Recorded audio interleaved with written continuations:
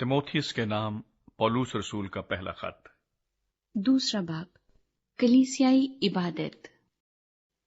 پس میں سب سے پہلے یہ نصیحت کرتا ہوں کہ مناجاتیں اور دعائیں اور التجائیں اور شکر گزاریاں سب آدمیوں کے لیے کی جائیں، بادشاہوں اور سب بڑے مرتبے والوں کے واسطے، اس لیے کہ ہم کمال دینداری اور سنجیدگی سے امن و آرام کے ساتھ زندگی گزاریں۔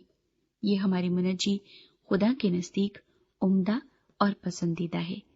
وہ چاہتا ہے کہ سب آدمی نجات پائیں اور سچائی کی پہچان تک پہنچے، کیونکہ خدا ایک ہے، اور خدا اور انسان کے بیچ میں درمیانی بھی ایک، یعنی مسیح یسوع جو انسان ہے، جس نے اپنے آپ کو سب کے فدیے میں دیا کہ مناسب وقتوں پر اس کی گواہی دی جائے۔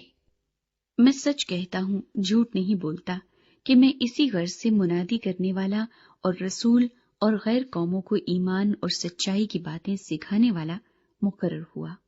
بس میں چاہتا ہوں کہ مرد ہر جگہ بغیر غصے اور تکرار کے پاک ہاتھوں کو اٹھا کر دعا کیا کریں۔